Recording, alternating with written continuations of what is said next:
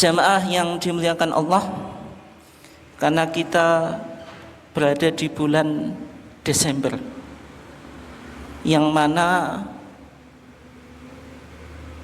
sebentar lagi tanggal 25 Desember itu dikenal sebagai hari apa Pak?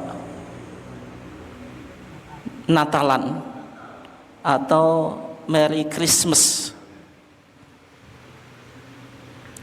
dan juga tahun baru.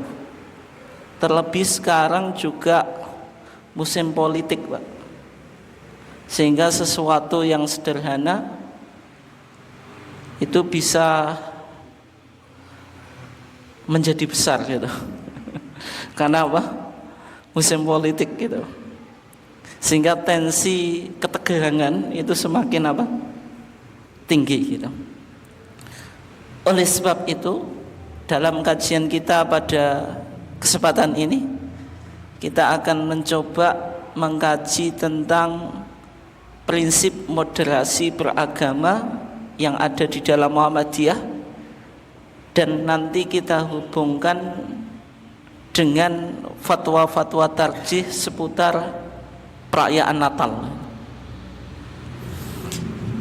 Ketika kita bicara tentang moderasi beragama di dalam perspektif Muhammadiyah, sebenarnya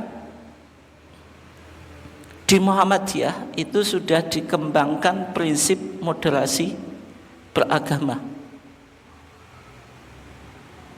Kalau kita lihat secara khusus di dalam Risalah Al-Islam At-Taqaddumi Pak, atau Risalah Islam Berkemajuan, hasil Muktamar Muhammadiyah ke-48 di Solo kemarin atau Surakarta tahun 2000 berapa Pak? 2022. Di antara hasilnya di sana Muhammadiyah merumuskan Risalah Islam Berkemajuan, dan Islam berkemajuan dalam perspektif Muhammadiyah itu memiliki al-khasa'is al-khamsu, atau memiliki karakteristik 5. Jadi kalau Muhammadiyah betul-betul membawa Islam yang berkemajuan Pak, atau mendakwahkan Islam yang berkemajuan, maka ada 5 karakteristik yang harus dimiliki oleh Muhammadiyah. Yang pertama, Islam yang berkemajuan itu harus mabniun ala tauhid, dilandasi atau didasari prinsip apa? Tauhid. Karena Islam ini tidak mungkin bisa maju ketika kita tidak memiliki tauhid yang sebenar-benar apa? Tauhid. Kita masih mengidap penyakit TBCS, tahayul, bid'ah, khurafat dan syirik. Itu tidak mungkin apa? Maju. Yang kedua, aruju ilal Quran was sunnah, kembali pada Quran dan sunnah, yang mana keduanya sebagai landasan dalam kita berpikir, dalam kita mengembangkan kehidupan, dan juga apa Pak? Menatap akhirat itu.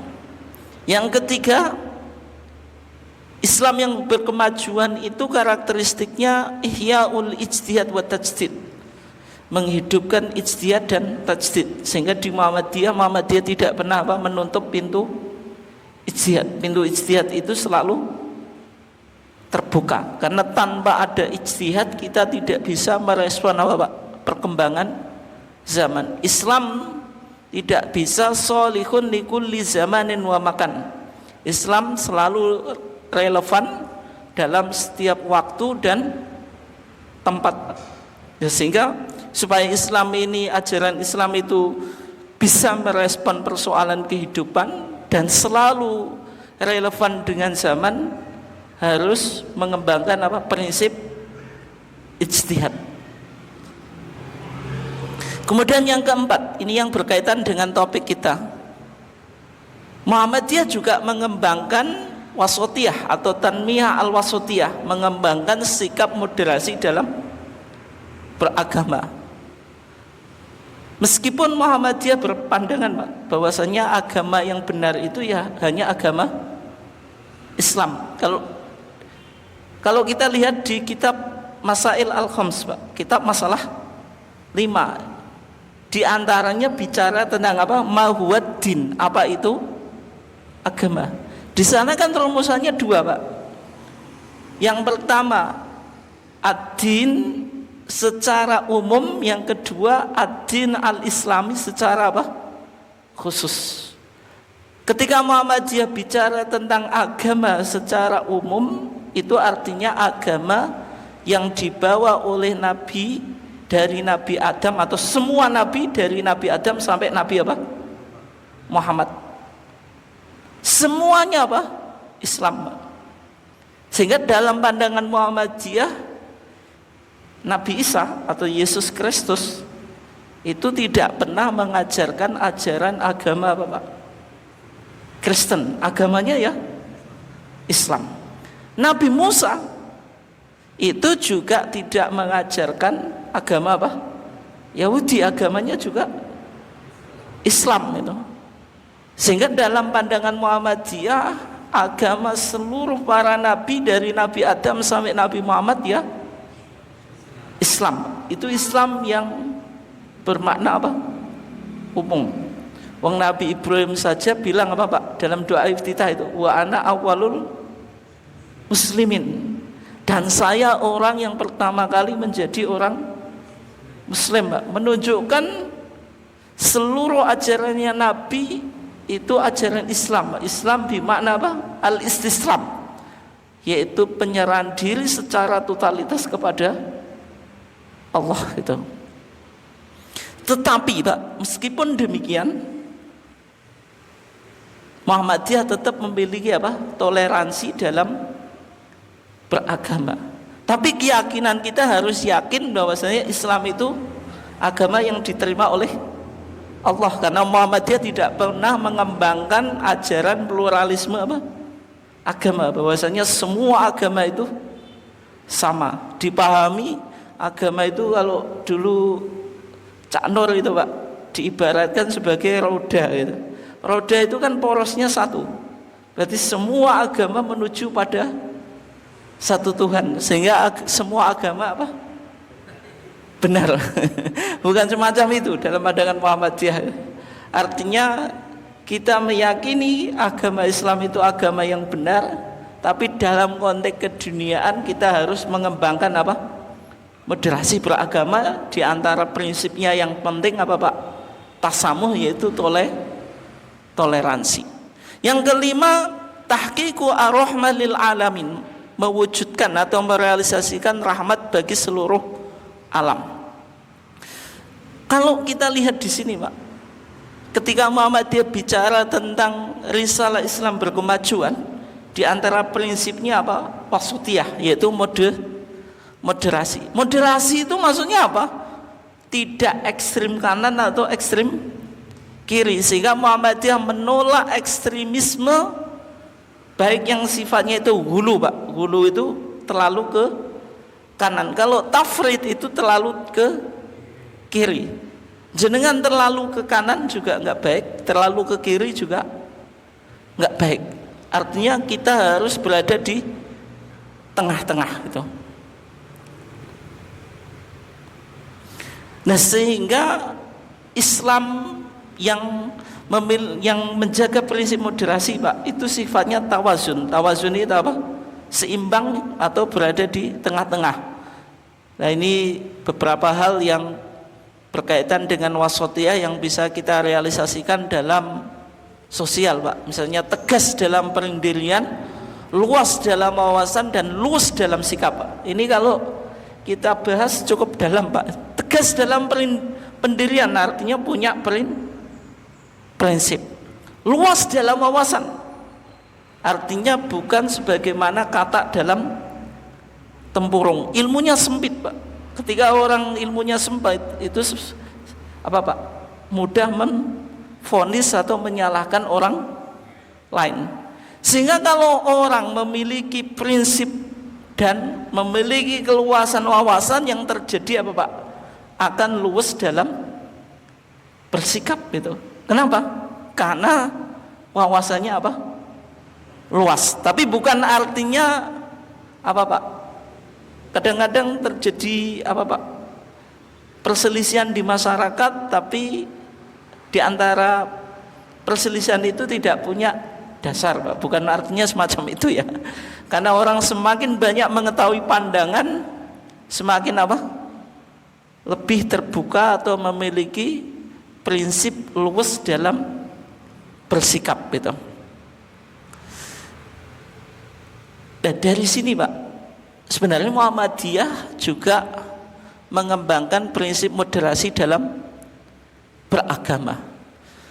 Kalau kita lihat sekarang yang berkaitan dengan bagaimana pandangan Muhammadiyah terhadap hubungan dengan non-muslim Pak, atau fatwa-fatwa tarjih yang berbicara tentang relasi atau hubungan dengan non-muslim. Sebenarnya mulai dari jilid 1 atau tanya jawab jilid 1 atau fatwa tarjih yang dihimpun dalam TJA jilid 1, di TJA jilid 2 itu sudah banyak berbicara tentang apa? Masalah hubungan dengan non-muslim. Artinya Muhammadiyah sudah memberikan rambu-rambu, sudah memberikan guidance bagaimana sikap kita sebagai warga Muhammadiyah berinteraksi dengan non-muslim. Kalau kita lihat fatwa-fatwanya Pak, ini sekedar contoh saja. Bergaul dengan non-muslim bagaimana hukumnya? Batas toleransi pergaulan bagaimana? Menjawab salam non-muslim boleh atau tidak? Tamu non-muslim boleh atau tidak? Bagaimana kalau seseorang itu masuk Islam yang kedua orang tuanya masih non-muslim Pak? Dan seterusnya. Ini artinya Muhammadiyah banyak berbicara juga yang berkaitan dengan apa? Relasi dengan non-muslim. Sebelum kita masuk kepada fatwa tarjih Pak yang berkaitan dengan perayaan Natal, kita coba lihat dulu fatwa tarjih yang berkaitan dengan prinsip pergaulan dengan non-muslim. Ketika kita bicara tentang hubungan antara satu bangsa dengan bangsa yang lain Pak, atau dari satu suku dengan suku yang lain, sebenarnya kita sudah memiliki panduan dari Al-Quran itu sendiri. Surah Al-Hujurat ayat 13, Allah Subhanahu wa taala berfirman apa? Ya ayyuhan nasu, wahai manusia. Ini kan yang diseru apa? Manusia. Manusia itu kan universal Pak, gitu. Baik tidak melihat agamanya, tidak melihat bangsanya, tidak melihat rasnya, tidak melihat apa? Sukunya. Inna khalaqnakum min dzakari wa untha. Sesungguhnya kami telah menciptakan kamu dari laki-laki dan perempuan. Wa ja'alnakum syu'uba, dan kami menjadikan kamu sekalian berbangsa-bangsa. Wa qabaila, dan bersuku-suku. Lita'arafu, supaya saling apa Pak? Berinteraksi atau saling mengenal. Nah, di sini dalam seruan Al-Quran Pak menggunakan ya ayuhan nas, tidak ya ayyuhalladzina amanu, apalagi ya ayyuhal Pak kafirun, tidak. Tapi menggunakan ya ayuhan nas. Ini seruan secara universal, bahwasanya mengenal budaya, mengenal keyakinan, lintas budaya atau lintas keyakinan itu ada anjurannya di dalam apa? Al-Quran, supaya kita memiliki apa? Toleransi. Tetapi Al-Quran Pak tetap menegaskan inna akramakum indallahi apa? Atqakum. Sesungguhnya seseorang yang memiliki posisi dan kedudukan yang paling mulia dalam pandangan Allah yang paling bertakwa. Ini prinsip pergaulan secara apa Pak? Umum.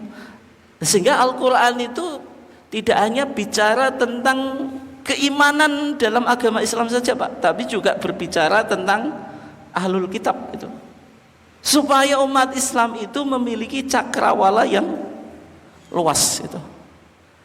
Dan di dalam fatwa tarjih dijelaskan Pak itu, ketika kita berinteraksi dengan non muslim ada kaidah yang sudah ditegaskan oleh Al-Quran Pak, yang ada hubungannya dengan ritual atau peribadatan.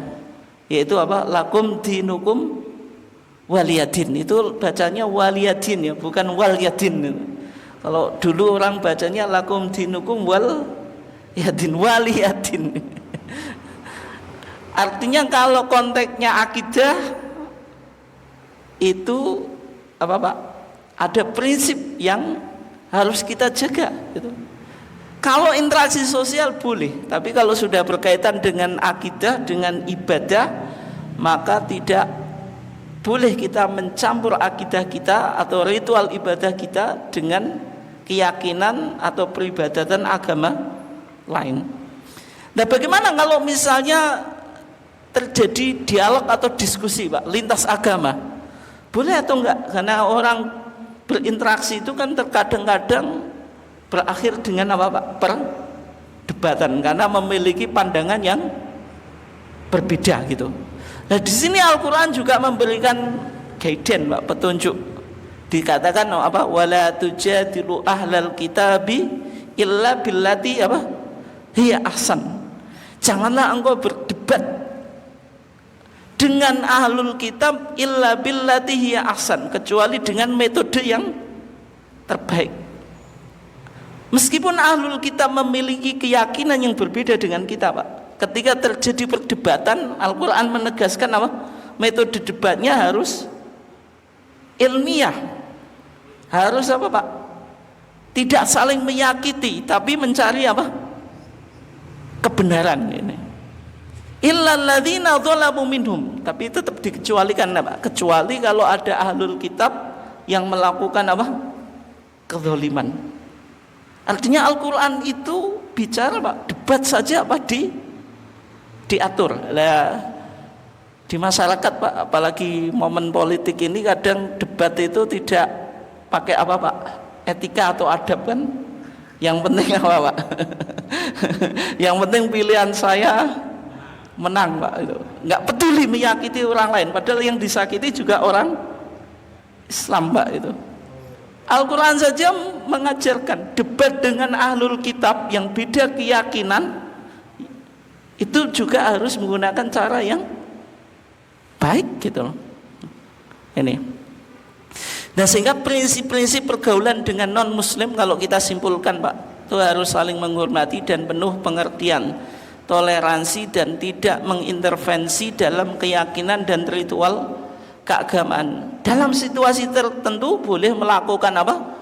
Dialog secara teologis tetapi dengan prinsip ilmiah dan argumentatif, tidak apa Pak? Saling menjatuhkan, tapi apa? Prinsipnya mencari apa? Kebenaran. Nah, bagaimana kalau dalam konteks muamalah duniawiyah? Sebenarnya dalam surah Al-Mumtahanah Pak, itu juga dijelaskan ya di sana.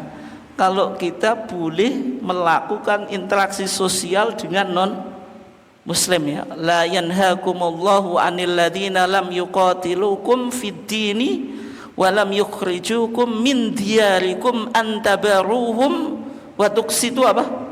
Ilaihim. Allah tidak melarang kamu dari orang-orang yang tidak memerangimu dalam masalah agama, dan mereka tidak mengusirmu dari kampung halamanmu. Antabaruhum, kamu berbuat baik kepada mereka, wa tuqsitu ilaihim, dan berbuat adil kepada apa Pak? Mereka. Innallaha yuhibbul muqsitin. Allah tidak mencintai orang-orang yang tidak adil Pak. Tapi dalam konteks akidah dan teologi Pak, sebenarnya Al-Quran itu mengkritik keyakinan ahlul kitab Pak. Karena Al-Quran itu kan sebenarnya kitab yang meluruskan ajaran agama-agama Nabi apa Pak? Sebelumnya 3 agama Ibrahim ini Pak, atau agama apa Pak? Samawi itu kan saling berkaitan itu. Yahudi itu nabi yang paling utama siapa Pak? Musa, mendapatkan apa? Taurat. Kristen itu nabi yang paling utama siapa? Isa, mendapatkan Injil. Nah, sehingga Al-Quran itu sebagai risalah yang terakhir Pak, Al-Quran itu menyempurnakan risalah apa? Nabi sebelumnya, sehingga terkadang Al-Quran mengkoreksi keyakinan ahlul kitab, Pak, gitu. Beda dengan misalnya Taurat dengan Injil, Pak. Itu kan tidak mengkoreksi, tapi Al-Quran memberikan apa? Koreksi, Pak. Nah, misalnya kalau kita lihat, Pak, bagaimana yang dinyatakan oleh Al-Quran, ya ahlal kitabi la taghlu fi dinikum, wahai ahlul kitab, janganlah engkau berlebihan dalam beragama, wala taqulu 'ala Allahi illal haq, janganlah engkau mengatakan kepada Allah kecuali apa? Kebenaran. Innamal masihu Isa bin Maryam Rasulullah, sesungguhnya Al-Masih Isa ibn Maryam itu hanya apa? Rasulullah. Ini mengkritik teologi apa, Pak? Trinitas yang ada dalam agama apa, Pak? Kristen, gitu. Al-Quran ingin memberikan koreksi bahwasanya Allah itu satu, jangan dipahami memiliki tiga oknum. Ada oknum Bapa, ada oknum apa? Anak, ada oknum Rohul Kudus, gitu. Ketika Allah dipahami secara trinitas, Pak, itu dianggap oleh Al-Quran sebagai agama yang berlebihan, gitu. Sehingga Al-Quran perlu untuk menegaskan bahwasanya posisi Isa itu hanya Rasulullah. Wa kalimatuhu alqaha ila Maryam wa ruhun minhu. Dan Isa itu juga diciptakan dengan apa, Pak? Kalimat Allah, yaitu kun fayakun, sebagaimana Allah menciptakan Nabi Adam, kemudian dikasihkan ruh. Artinya Allah atau Nabi Isa itu bukan apa, Pak? Tuhan anak yang dilahirkan dari Tuhan Bapa, dilahirkan tapi tidak diciptakan, Pak. Jenengan paham atau enggak? Sesuatu yang dilahirkan tapi tidak diciptakan. Dalam kredo Trinitas, Pak. Kredo Trinitas itu keyakinan Trinitas. Yesus Kristus itu apa, Pak? Maulud ghairu makhluk. Maulud itu dilahirkan, tapi ghairu makhluk, tidak diciptakan. Sesuatu yang dilahirkan itu pasti diciptakan atau enggak, Pak? Secara umum, secara logika. Sesuatu yang dilahirkan, Pak, dia tercipta atau punya wujud sendiri, Pak? Tercipta, Pak. Tapi dalam pandangan mereka Yesus itu apa? Maulud tapi ghairu makhluk. Maulud itu dilahirkan dari Tuhan Bapa. Tapi kita tidak bisa pahami bahwasanya dia apa? Tercipta. Bisa dipahami itu enggak? Enggak bisa, Pak. Memang enggak perlu paham. Oke ya. Berikutnya, ini prinsip ibadah, Pak, dalam surah Al-Kafirun, ya. Ini sering dibahas itu. Artinya apa? Ketika kita beribadah ada prinsip apa, Pak? Setiap umat beribadah sesuai dengan keyakinan masing-masing. Kalau dulu ketika gencar-gencarnya pluralisme agama, Pak, itu inginnya satu komplek itu apa, Pak? Dibangun semua apa? Ibadah untuk semua umat beragama, kemudian beribadah dalam satu tempat itu. Sehingga orang yang non muslim pun boleh melakukan ibadah di masjid. Itu kan jadi problem itu. Meskipun yang terakhir rame itu kan di Zaitun, Pak, itu.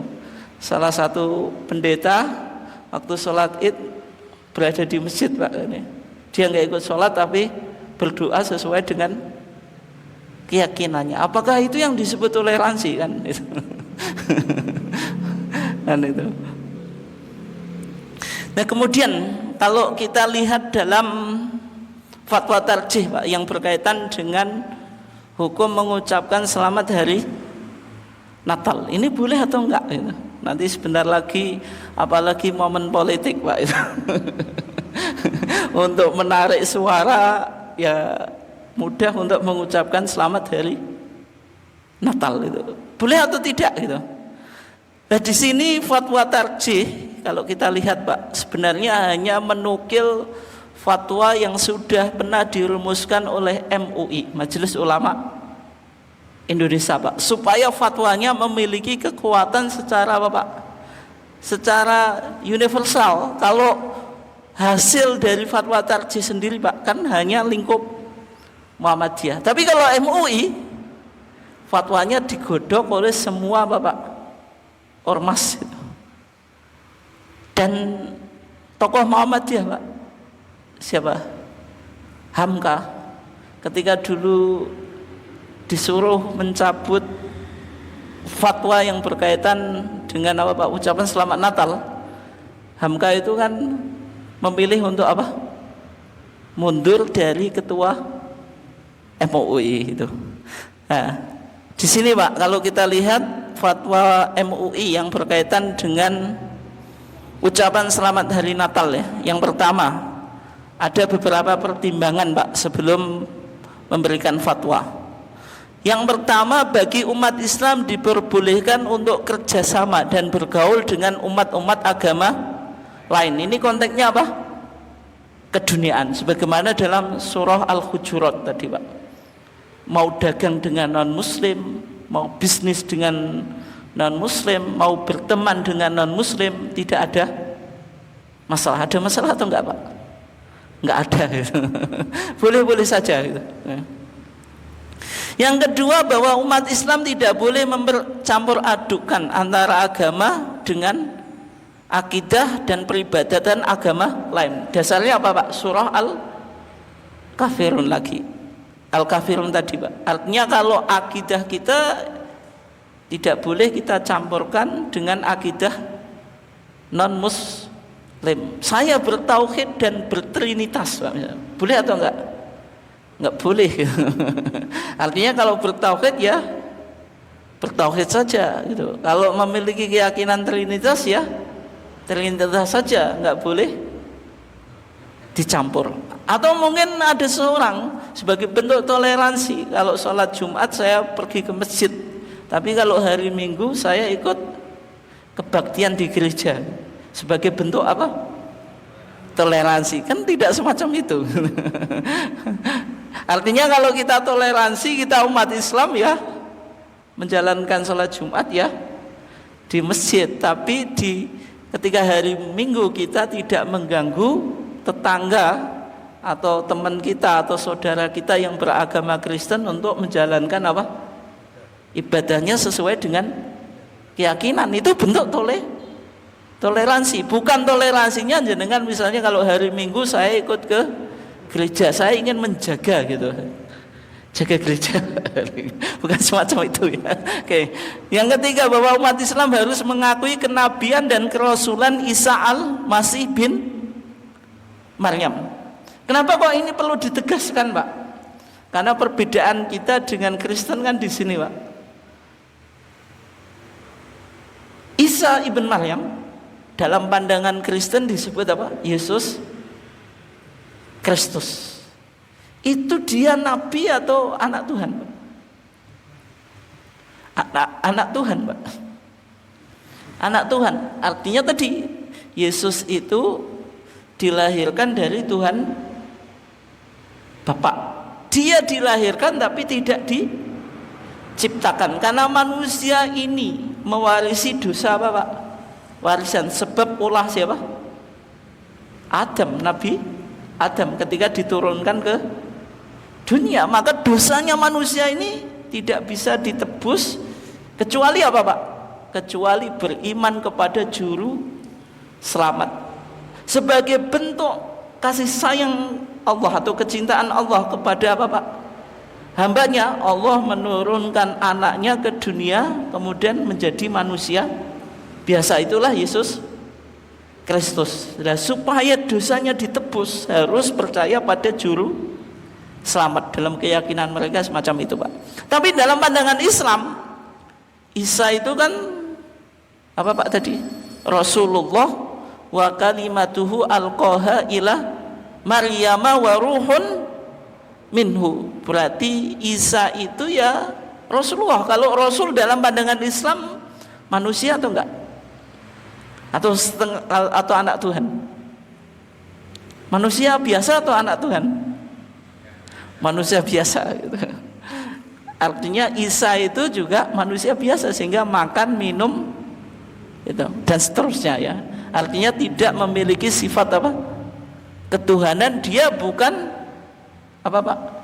Ibnullah. Al-Qur'an bilang apa? Isa ibnu Maryam, Pak.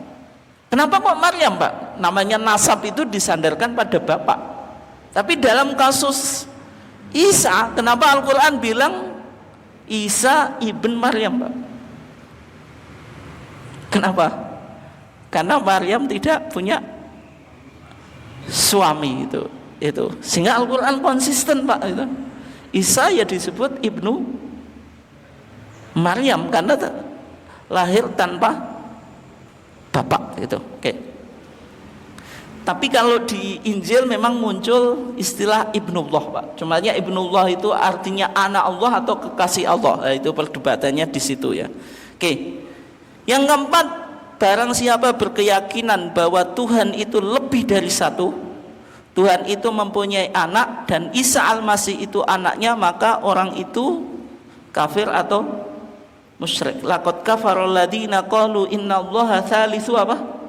Salasah. Sungguh kafirlah orang yang memiliki keyakinan bahwasanya Allah itu satu di antara yang tiga, atau apa Pak? Meyakini Trinitas. Kita sebagai umat Islam tidak boleh memiliki apa? Keyakinan semacam itu. Kemudian yang kelima, Pak, Islam mengajarkan bahwa Allah itu hanya satu. Qul huwallahu ahad. Yang keenam, Islam mengajarkan kepada umatnya untuk menjauhi hal-hal yang syubhat. Hal yang syubhat itu apa, Pak? Yang samar, tidak jelas ini halal atau haram, Pak. Al halalu bayyinun wal haramu apa? Bayyinun wa bainahuma umurun mustabihatun la ya'lamuhunna katsirun apa? Minan nas. Yang halal jelas, yang haram jelas. Di antara keduanya apa, Pak? Syubhat. Tapi di hadis ini dikatakan, Pak, la ya'lamuhunna katsirun minan nas. Yang syubhat itu kebanyakan orang tidak mengetahui. Bagaimana kalau sedekah politik, Pak? Itu halal atau haram, Pak? Atau syubhat? Halal atau haram atau syubhat, Pak? Rata-rata orang gimana, Pak? Ya semacam itu kan, ini halal atau syubhat kan itu. Semacam itu misalnya, Pak. Sehingga kalau syubhat itu lebih baik dihindari atau dilakukan, Pak? Dihindari gitu. Oke ya. Nah, dari pertimbangan tersebut, Pak, MUI memfatwakan, ini fatwanya coba kita lihat, Pak. Perayaan Natal di Indonesia meskipun tujuan merayakan dan menghormati Nabi Isa, akan tetapi Natal itu tidak dapat dipisahkan dari soal-soal yang tersebut di atas. Artinya kalau seorang yang beragama Islam ikut merayakan apa, Pak? Natal, apakah itu sekedar perkara keduniaan atau ada unsur teologisnya, Pak? Ada atau enggak? Ada, karena perayaan itu lahir dari pandangan teologis. Tidak hanya ulang tahun Nabi Yesus, tapi ada keyakinan-keyakinan yang muncul gitu. Yang kedua, mengikuti upacara Natal bersama bagi umat Islam hukumnya haram, Pak. Sehingga Muhammadiyah, setahu saya, Pak, itu tidak pernah atau enggak ya? Misalnya mengirim kokam untuk menjaga gereja, Pak. Pernah atau enggak? Atau dianjurkan misalnya dai Muhammadiyah berceramah di gereja, Pak, saat Natalan. Itu luar biasa, Pak. Ya semacam itu nggak perlu kita lakukan, meskipun kita apa? Toleransi. Maksudnya toleransi kita tidak harus dibuktikan dengan cara itu, Pak. Misalnya Muhammadiyah mengirim para dai-nya untuk khutbah di gereja saat apa? Natalan. Ya. Yang ketiga, agar umat Islam tidak terjerumus kepada syubhat dan larangan Allah, dianjurkan untuk tidak mengikuti kegiatan-kegiatan perayaan Natal. Dari fatwa itu khususnya poin B, Pak, yang berkaitan dengan upacara Natal bersama, itu hukumnya haram. Misalnya jenengan punya teman atau tetangga Kristen, Pak, nanti misa bersama 25 Desember saya akan ikut pergi ke gerejanya, ya. Nggak boleh itu, ya. Itu ya. Itu hukumnya haram. Toleransi kita maknanya tidak dibuktikan dengan semacam itu, Pak. Kemudian mengucapkan selamat Natal itu di fatwa MUI dikelompokkan atau digolongkan, Pak, pada poin C, yaitu syubhat, Pak. Artinya kalau tidak ada keperluan ngapain diucapkan. Meskipun, Pak, orang mengucapkan selamat hari Natal itu kadang-kadang ya tidak ada unsur apa-apa, Pak. Kebetulan temannya Kristen, lagi Natalan, selamat ya, selamat Natal ya. Di hati yang mengucapkan tidak ada, sekedar lesan, Pak. Tapi itu masuk syubhat. Dan kita juga nggak bisa memvonis, Pak, kalau orang mengucapkan Natal ini sudah kafir. Boleh atau enggak, Pak? Ada pejabat atau ada tokoh itu mengucapkan selamat Natal kepada non muslim atau kepada umat Kristiani secara publik, terus dengan vonis ini sudah kafir, ini boleh atau enggak? Enggak boleh juga, ya. Tapi itu masuk syubhat. Kalau syubhat lebih baik dihindari, apalagi kita tidak punya kedudukan apa-apa, Pak. Pejabat juga tidak, ya. Misalnya pejabat publik yang harus Pak, mencari dukungan dari lintas pemeluk agama, Pak. Mungkin kalau bagi pejabat itu wajar, Pak. Tapi masalahnya jabatan kita apa kan?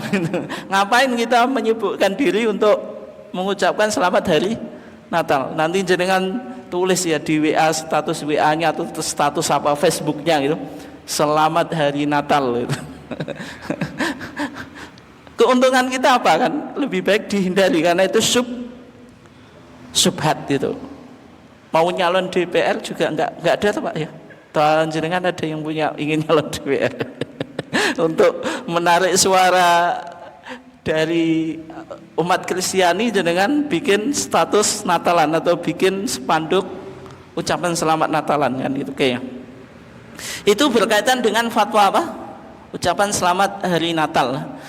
Yang berikutnya, Pak, bagaimana kalau makanan hari Natal itu halal atau haram, Pak, itu? Bisa jadi kan, nggak tahu di sini. Bisa jadi jenengan punya tetangga yang agamanya Kristen, kemudian ketika Natalan diundang, Pak.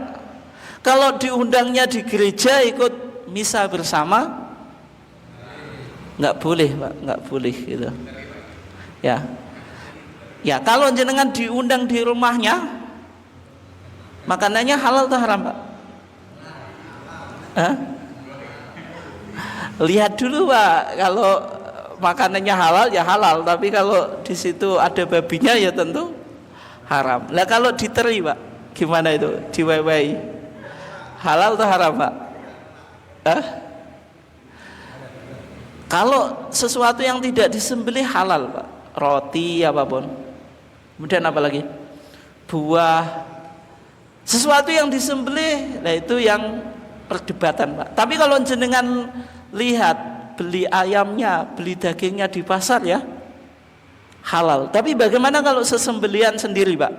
Itu yang menjadi khilaf di kalangan para ulama, Pak. Sehingga kita coba lihat, Pak, di fatwa tarjih, Pak. Di fatwa tarjih. Kalau kita lihat dalam surah Al-Maidah, Pak, ini perdebatan, Pak, perdebatan. Ada pernyataan atau Allah Subhanahu wa taala berfirman wa ta'amul ladzina utul kitaba hillul lakum wa ta'amukum apa? Hillul lakum. Makanan-makanan orang yang diberi Alkitab yaitu alul kitab hillul lakum, halal bagi engkau. Wa ta'amukum, dan makananmu hillul lahum, halal bagi engkau. Al-Qur'an di sini pakai to'am, Mbak. To'am itu makanan. Makanan itu daging makanan atau enggak? Atau roti saja Pak ya makanan? Umum Pak ya. Ada yang memahami Pak, to'am itu bukan yang sesembilan, tapi to'am itu umum, betul jenengan itu. Berarti to'am makanan itu tidak harus yang tidak disembelih, ya, semua makanan termasuk yang disembelih gitu. Tapi ulama itu berselisih pendapat Pak. Ada dua pandangan dalam memahami ayat ini Pak.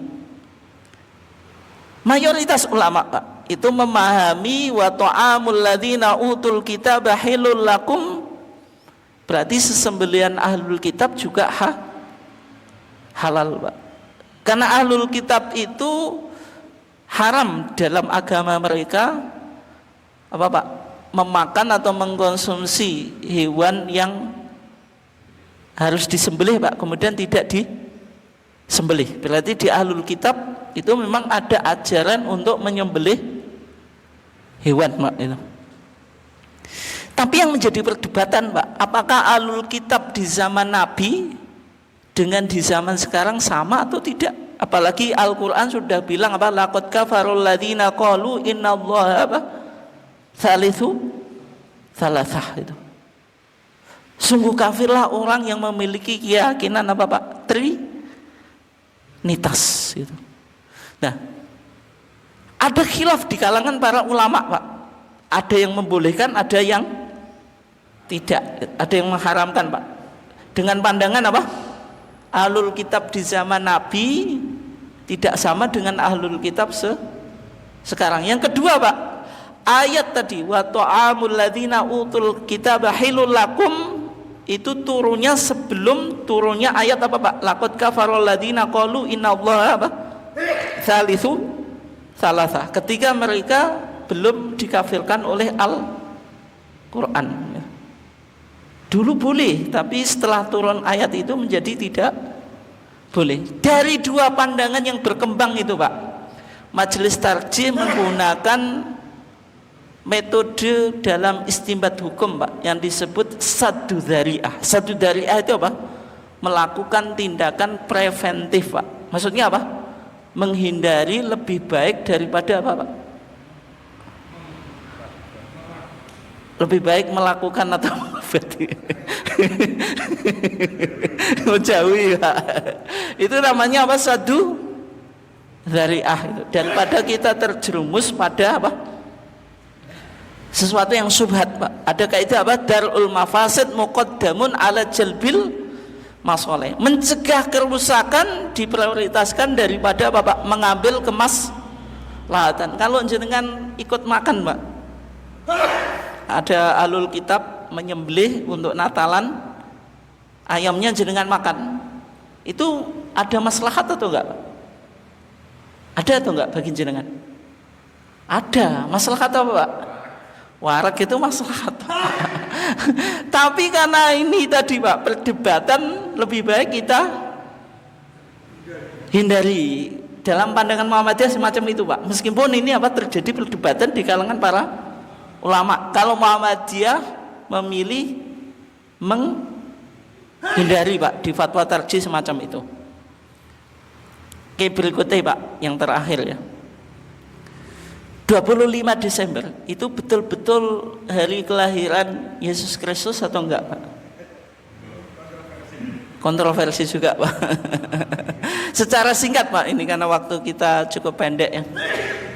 Untuk mengkaji tersebut Pak, kita harus menggunakan referensi Injil. Dalam tradisi Kristen itu ada istilah Injil kanonik Pak. Injil kanonik itu Injil yang diterima oleh gereja yang sekarang dimasukkan dalam perjanjian apa Pak? Perjanjian apa Pak? Perjanjian Baru. Ada Injil apa? Matius, Markus, Lukas dan Yohanes. Barnabas itu hadis dhaif Pak menurut kita. Hadis dhaif itu maksudnya bukan Injil kanonik. Dia hadis maudhu, bukan dhaif Pak, maudhu itu palsu menurut saya. Enggak diterima Pak. Tapi kalau kita kan ya karena kita tidak memiliki keyakinan sebagaimana mereka Pak, gitu. Sehingga Injil Barnabas itu memang ada kemiripan dengan cerita yang ada dalam Al-Quran. Tapi kalau debat dengan orang Kristen, jangan pakai Injil Barnabas, yang mereka nggak akan terima Pak. Wah, hadis maudhu kok digunakan untuk berdebat. Tapi kalau kita sebagai orang Islam penting untuk membaca Injil Barnabas kayak. Dari 4 Injil itu Pak, Matius, Markus, Lukas dan Yohanes itu. Yang bicara tentang kelahiran Yesus itu hanya 2 Injil Pak. Injil Matius dan Injil Lukas, the Gospel of Matthew dan the Gospel of Luke Pak ini. Dan keduanya Pak memberikan narasi yang berbeda Pak. Misalnya ini singkat-singkat saja Pak. Kalau Injil Matius itu ketika menarasikan kelahirannya Yesus Pak, dia fokus pada sosok yang menjadi tunangannya Maryam Pak, atau Maria, namanya apa? Yusuf Pak. Namanya apa? Siapa? Yusuf. Tapi kalau Injil Lukas itu fokus pada Maryamnya atau Marianya Pak itu. Oke. Yang kedua Pak, ini poin kedua. 2 Injil ini memberikan keterangan yang agak berbeda Pak. Maksudnya tentang kapan Yesus dilahirkan. Menurut Injil Matius itu pada masa Raja Herodes Pak. Raja apa? Herodes. Tapi menurut Injil Lukas itu pada kekaisaran Agustus. Ini bagaimana? Sosok yang dilahirkan satu orang, tapi waktu dilahirkannya memiliki apa Pak? 2 narasi yang berbeda. Matius bilang Herodes, Lukas bilang Kaisar Agustus gitu. Oke. Itu intinya ya. Kemudian ini terlalu panjang Pak. Berikutnya ya, perbedaan antara Matius dan Lukas ya. Kalau Matius, Yesus itu, saya ambil poinnya Pak. Ya ini. Di Matius ketika Yesus dilahirkan Pak, itu ada orang Majusi ya, yang mengikuti bintang gitu, menuju Bethlehem. Bethlehem itu sebuah kota yang ada di mana Pak? Yerusalem Pak itu. Orang Majusi itu ingin bertemu kepada bayi yang dilahirkan yang diyakini membawa apa Pak? Keselamatan itu.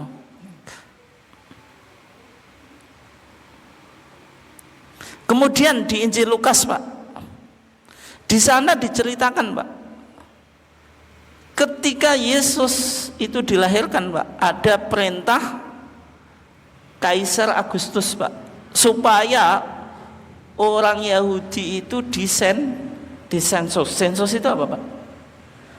Dicatat Pak. Pendataan penduduk itu sudah dilakukan oleh Romawi. Karena Romawi itu dalam melakukan dokumentasi itu luar biasa Pak. Di masanya Yesus saja sudah ada sensus penduduk Pak. Karena ketika itu Yahudi itu di bawah penjajahan apa? Romawi. Sama Kaisar Agustus, setiap penduduk harus dicatat di daerah asal kelahirannya Pak. Kebetulan ibunya Yesus yaitu Maria Pak, itu dari Bethlehem atau Yerusalem. Dia dari Galilea itu harus pulang ke daerah asal. Kalau misalnya jenengan ada sensus Pak, kerjanya di Jakarta, karena sensus pulang ke Bojonegoro, misalnya analoginya semacam itu ya. Oke.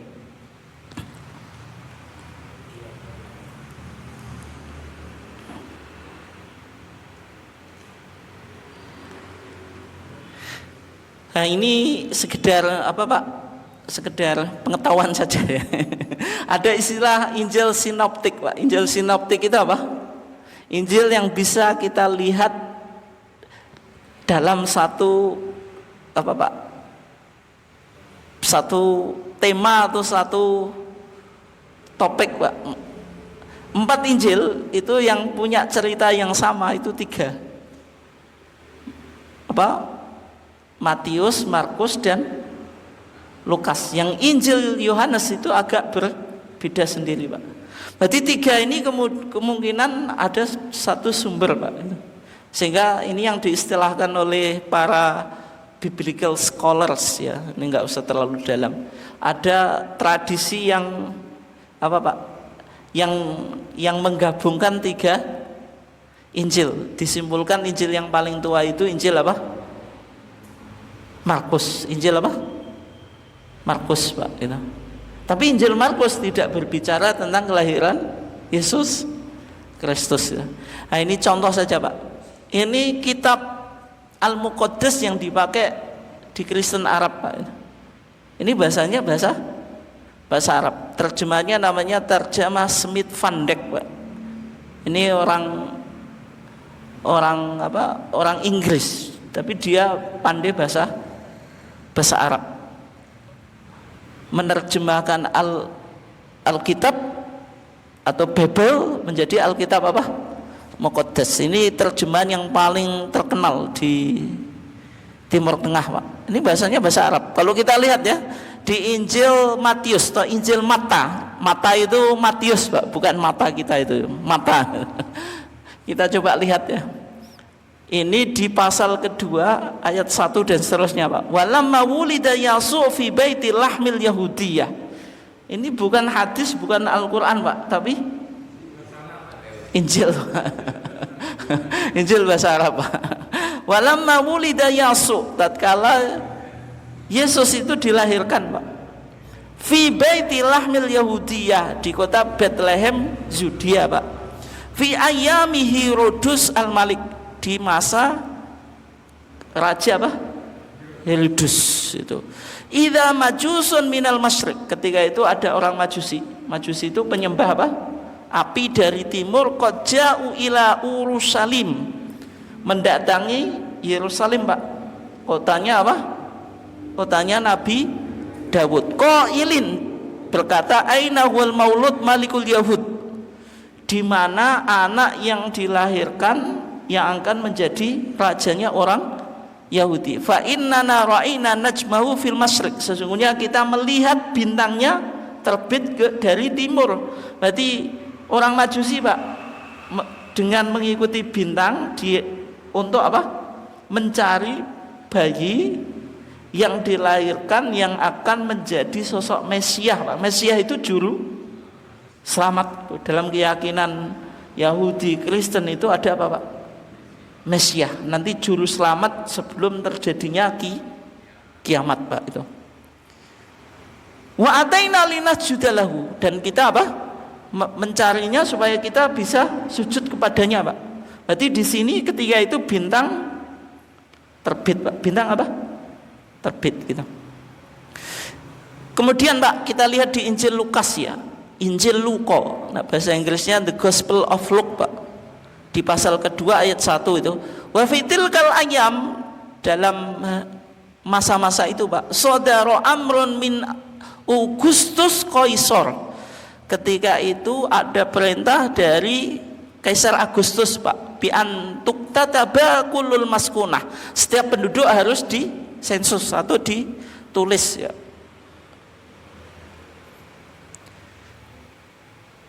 Wa hadzal iktitab al-awwal jara'id kana Quirinius waliya Suria, ketika itu gubernurnya yang ada di Suria itu namanya Quirinius Pak. Fadzabal jami'u liyuktatabau kullu wahidin ila madinatihi, dan seterusnya Pak. Artinya setiap penduduk Yahudi ketika itu harus pulang ke daerah asal Pak. Itu. Poinnya bisa ditangkap Pak ya.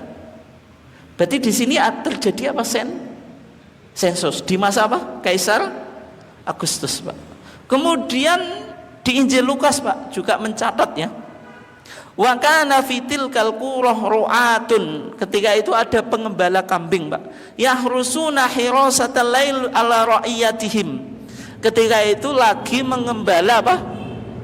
Domba pada waktu malam Pak. Wa idza malaku rabbi waqafa bihim, artinya singkatnya Pak, berarti ada pengembala domba di waktu malam saat kelahiran apa? Yesus Pak.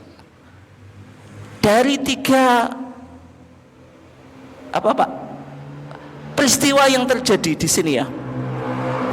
Berarti menurut keterangan Injil Matius, Matius dulu Pak. Yesus itu lahir ketika itu ada orang Majusi dari timur mencari apa Pak? Juru selamat, yaitu bayi yang dilahirkan dengan mengikuti apa? Bintang gitu. Berarti ada bintang yang terbit di langit Pak itu. Yang kedua, Injil Lukas Pak memberikan kesaksian ada perintah sensus penduduk dari Kaisar Agustus Pak. Yang ketiga, Injil Lukas juga memberikan kesaksian para pengembala kambing itu lagi mengembala kambingnya pada malam hari, ingin mengunjungi bayi yang dilahirkan Pak.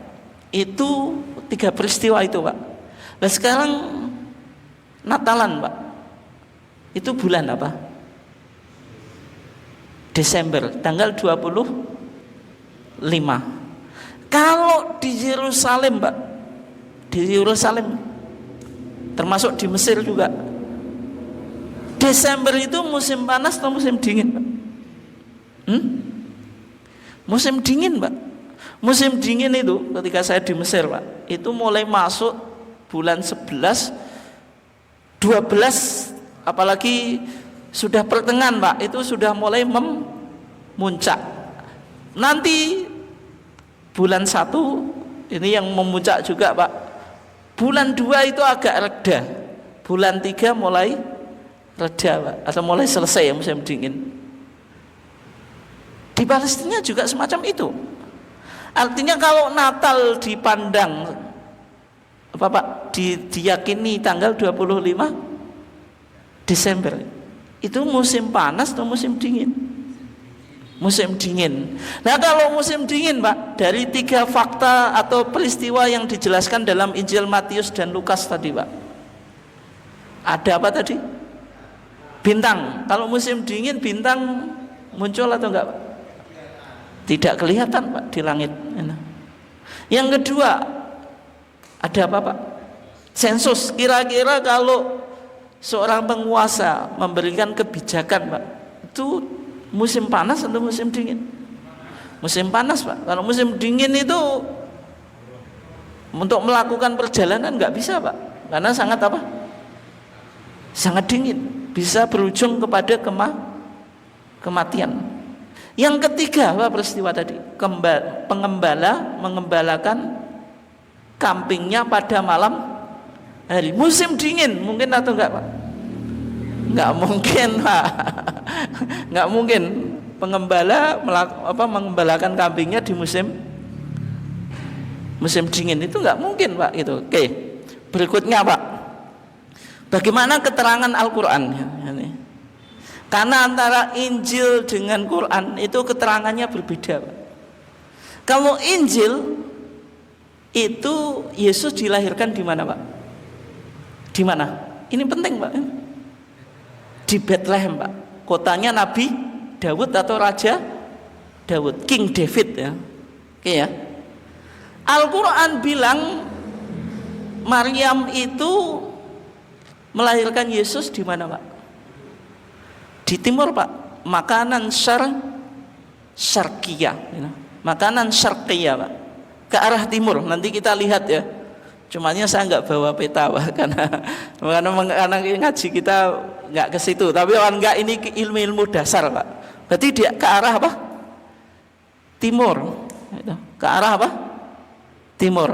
Oke. Yang kedua, Injil bilang Yesus dilahirkan di mana Pak? Tempat dilahirkannya? Di kandang apa?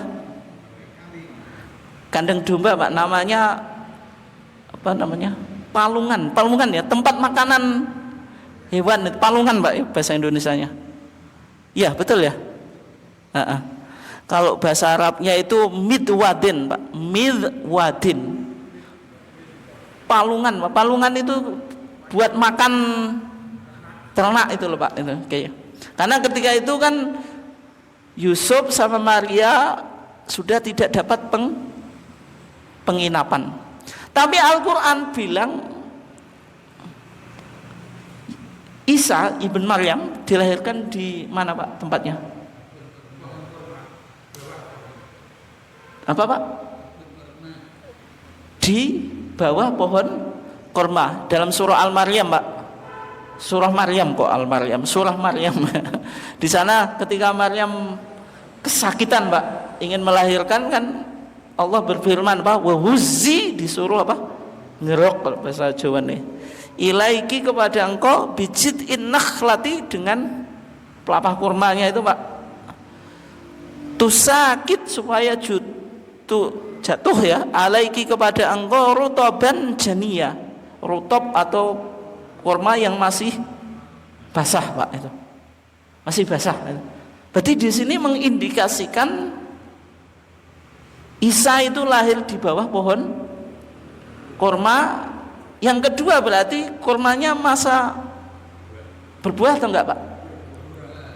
Berbuah Pak. Masa apa? Masa panen Pak. Masa panen ya itu. Oke. Masa panen Pak. Berarti berbeda atau enggak?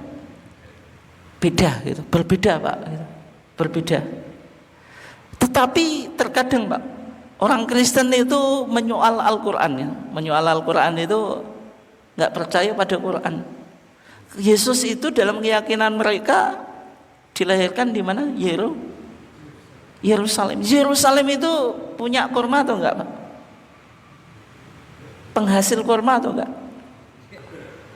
Ya jenengan sekarang punya internet Pak, di searching aja nanti ada atau enggak kurma Yerusalem. Jawabannya enggak ada Pak, tidak ada. Tidak ada di Yerusalem itu kurma. Al-Quran bilang makanan syarqiyah. Makanan syarqiyah itu tempat timur Pak. Jadi kota Yerusalem itu kalau ke arah timur itu ada daerah namanya Jericho Pak. Jericho itu. Itu sampai sekarang masih menjadi apa Pak? Pengekspor kurma. Kurmanya juga dinamakan kurma Maryam Pak, karena nggak sesuai dengan ayat ini loh. Artinya kalau menurut Al-Quran itu daerahnya Jericho gitu. Jericho. Meskipun kalau ini loh, Quran bahasa Inggris saya tadi nggak pernah lihat dalam bahasa Indonesia, maksudnya nggak sempat lihat. Itu dipahami makanan kosia, tempat yang jauh itu Pak. Ini kan withdraw with him to a far place. Ini kan Bethlehem Valley, lembah Bethlehem. Ini terjemahan pemahamannya bisa jadi salah Pak. Tapi ini kan penafsiran saja Pak. Penafsiran. Kalau Quran bahasa Indonesia nggak tahu saya. Nanti jenengan bisa cek di terjemahan Kemenak Pak, apakah dibilang Bethlehem atau ada yang bilang Jericho. Kalau dibilang Bethlehem, konsekuensinya tidak ada pohon kurma, berarti Al-Quran salah. Maksudnya orang selain Islam bisa mengatakan Al-Quran itu salah, nggak sesuai dengan fakta. Siapa yang bilang kalau di Yerusalem ada kurma? Maksudnya itu loh Pak. Tapi paling tidak Al-Quran dengan Injil memberikan keterangan yang sama. Kalau kelahiran Yesus itu di musim panas atau dingin?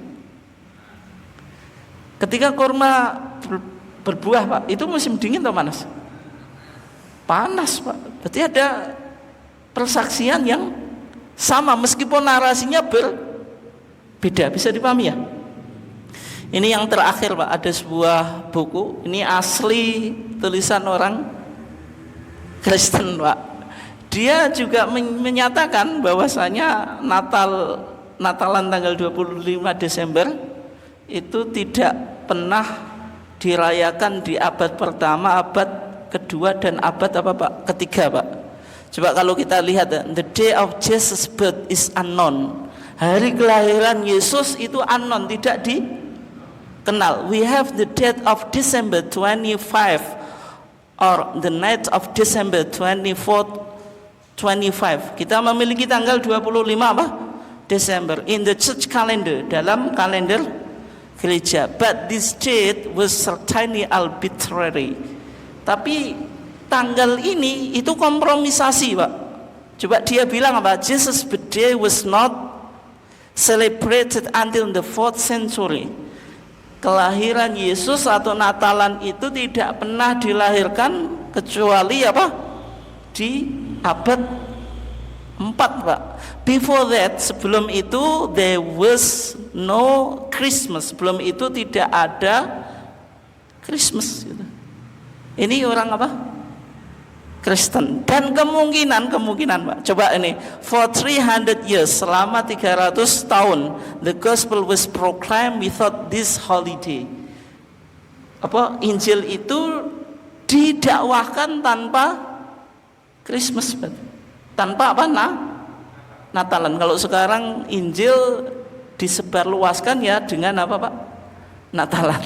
Artinya Natalan itu baru muncul di abad 4 Masehi Pak. Berarti abad pertama, abad kedua, abad ketiga belum ada istilah Christmas atau Natalan gitu. Kemudian dijelaskan panjang lebar Pak. Tanggal 25 Desember itu disebut hari Sol Invictus Pak, hari Dewa Matahari. Kemungkinan karena Raja Jerman itu dulu dia paganisme. Paganis itu penyembah patung atau dewa-dewa lah gitu. Karena dia ingin melakukan kristinisasi, islamisasi. Maksudnya kalau kita Islam di Indonesia kan budaya Jawa diislamkan. Kalau dia budaya pagan dikristenkan Pak itu.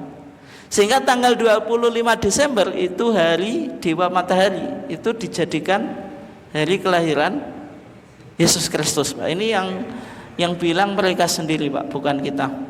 Intinya Pak, terlepas dari perdebatan ya. Dan juga di buku ini dicatat Pak, kalau Kristen Ortodok Koptik atau di Mesir itu 6 Desember. Kalau di Mesir itu kalau tanggal 25 Desember Pak, orang jual apa? Aksesoris Natalan itu belum begitu banyak. Tapi kalau nanti sudah menjelang 6 Januari itu sudah mulai banyak. Ini sama-sama Kristennya juga beda gitu.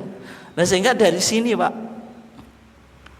apa intinya kenapa kok kita ikutan wong hari kelahirannya saja nggak jelas. Maksudnya apa? Masih perdebatan. Oke, mungkin sekian. Ada pertanyaan atau enggak ini Pak? Monggo. Nggak ada ya? Cukup ya? Oke, kurang lebihnya mohon maaf. Kita tutup. Wassalamualaikum warahmatullahi wabarakatuh.